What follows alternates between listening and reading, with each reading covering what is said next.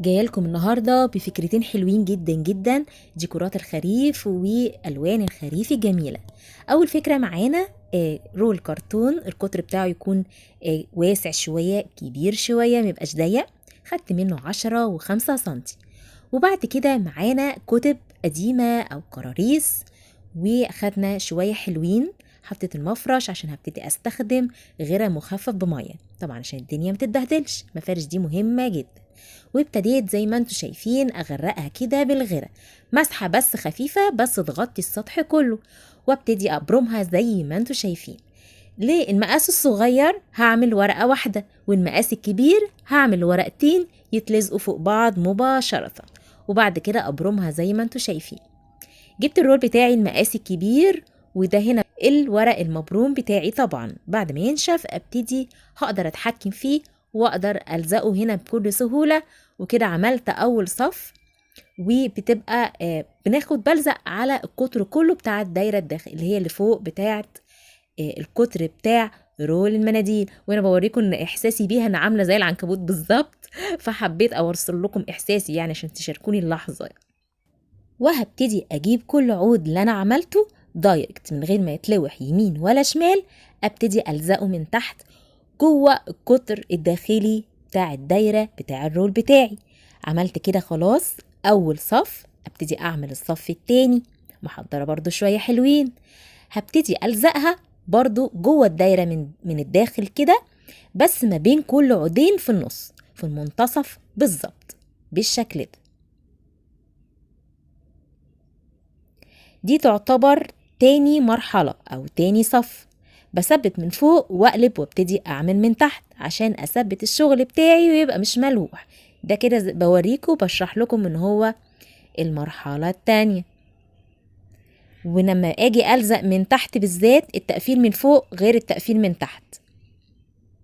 ابتديت أحطها عليها كده، ما بدخلهاش جوه الدايرة، عشان عايزين نعمل الانبعاجات الخارجية بتاعة الديزاين والديكور والهيكل الخارجي بتاع البامكن أو القرع العسلي، وهو مشهور جدا بالديكورات الشتوية الخريف الجميلة. نعمل إن شاء الله حاجة شبيهة ليه وتبقى ديكور جميل جدا. كده عملنا أول 2، وابتديت ألاقي فراغات كبيرة شوية، بقيت أحشر كده ما بين كل 2. دي حاجة بتاعتكم بقى، يعني عايزينها غزيرة قوي، عايزينها مفرغة شوية، بينفع في كل الأحوال على فكرة.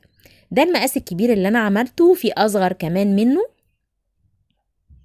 زي ما انتوا شايفين. عملت خلاص من فوق وابتدي أقفل من تحت، بعمل مثلث كده على الطرف بتاعها. وبرضو لو لقيت أماكن فاضية ابتدي أحشر فيها كده العيدان بتاعتي.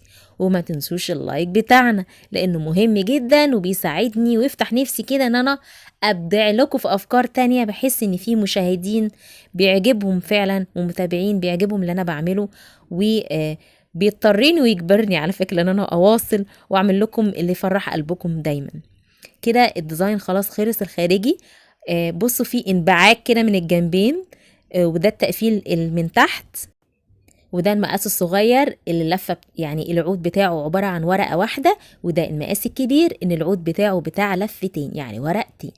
هبتدي احضر اللون الجميل الشتوي اللي هيبقى لون بقى البامكن او القرع العسلي بتاعي.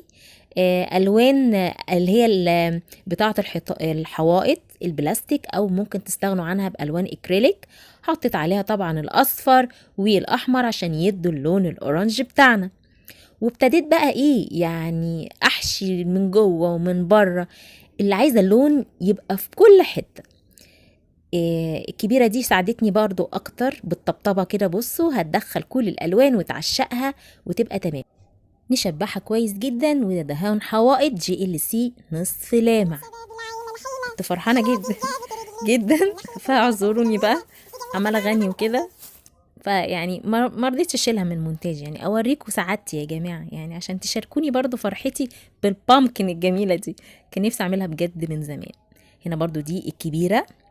بصوا لفات الورق، لفات الورق يعني جميله ازاي. وانا ما حشيتهاش قوي، برضو اللي عايز يحشيها قوي ويملاها هتبقى برضو جميله جدا. اللون رائع قوي، واقعي قوي قوي. هنا بعد ما نشفت، طبعا انا مستخدمه دهان بلاستيك فاخر اعلى حاجة يعني، اللي هو ضد المية قوي، ما تحتاجيش ورنيش بعدها. بس لو عندكم الدهان المط استخدموا بعده الورنيش عشان يحميها. وهنا جذوع شجر طبعا موجودة في كل حتة. ساعات بتبقى فيه أشجار بتبقى واقعة على الأرض وفروع بجيبها، مش برميها، بتنفع قوي قوي للجمال ده، بتنفع قوي للشياكة دي. عملت لها كده زي جذوع، وابتديت أجيب هنا ورق مقوي شوية، رسمت عليه ورق شجر اللي هو الخريفي الجميل اللي بيبقى مشرشر كده من على الحواف بتاعته. رسمتها، قصيتها. هاتوا الصورة من على جوجل، أي أوراق شجر خريف، ابتدوا بقى قلدوها كده بورقة وقلم كده، وقعدوا امسحوا بالاستيكة والقلم وعيدوا لغاية لما يعني تظبطوها معاكم. لفة ورق عادية يعني عادي جدا زي اللي احنا عملناه قبل كده، بس ما برمتوش.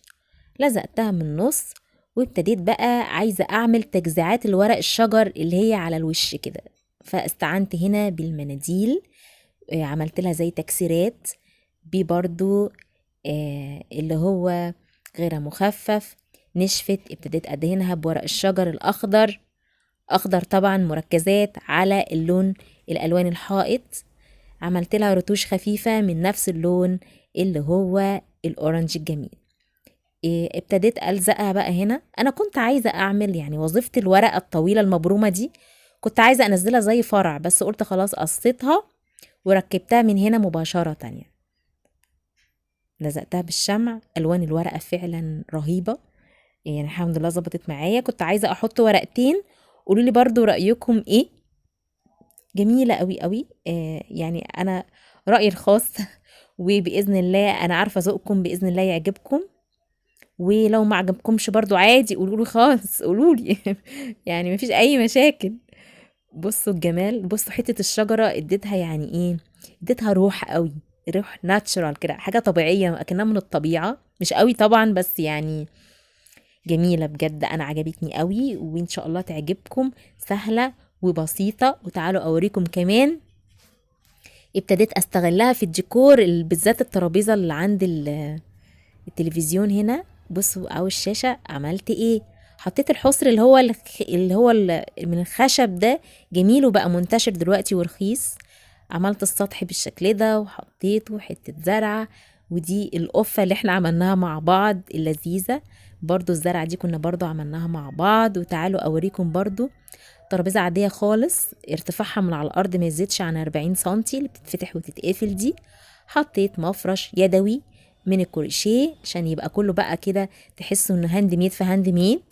حطيت برضو كل ده الديكور ده انا عاملاه بايدي على القناه وعرضته لكم قبل كده. اول مره يشوفنا ادخلوا شوفوا الحاجات الجميله دي وتستفيدوا لبيتكم. يعني ايه رايكم؟ ديكور جميل قوي. ان شاء الله كل فيديو عملنا فكره فيه جديده هعمل لكم في اخر الفيديو ازاي نوظفها كديكور بالشكل ده.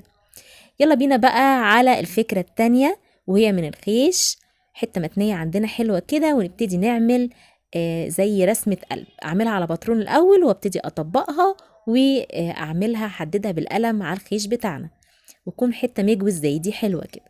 اللايك مهم جدا لدعم افكارنا وبفكركم بيه. انا عارفة ان انتوا ساعات بتنسوا، بس هو بيفيدني جدا جدا، لو فدتكم فيدوني بيه.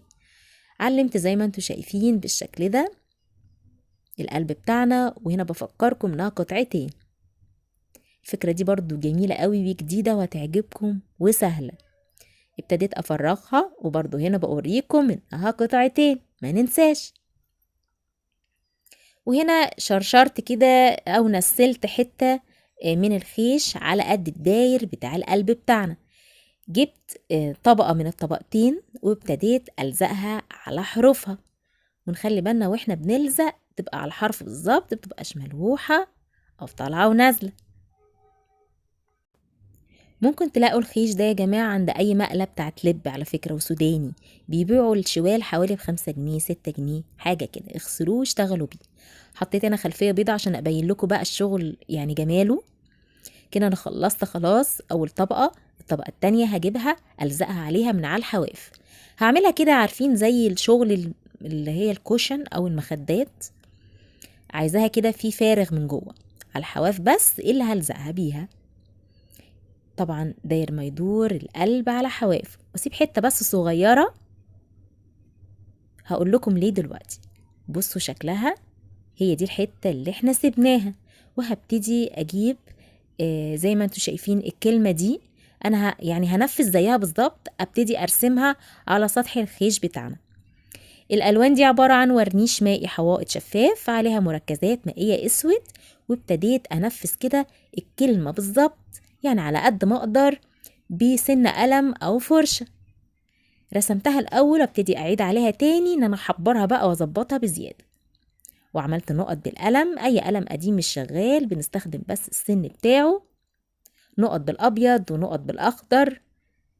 جميلة، ايه رأيكم؟ وطبعا الالوان دي ثابتة جدا، جه عليها مية يعني ايه، مفيش الهوا. نسيبها تنشف، وبعد كده باستعانة بالشيش طاووق العصاية بتاعته وشوية فايبر ابتدي املى كل القلب بتاعنا. بصوا بقى مجسم ومنفوخ ازاي،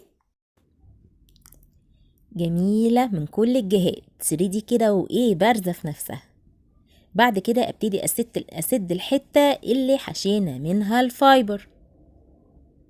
وبالبوكس بقى كده الطاقة اللي عندنا اللي مضايقانا في حياتنا، اي حاجة يعني اي ستريس عندنا نطلع بقى غلبنا فيه، ونديها كده كام بوكس حلو عشان تتساوى.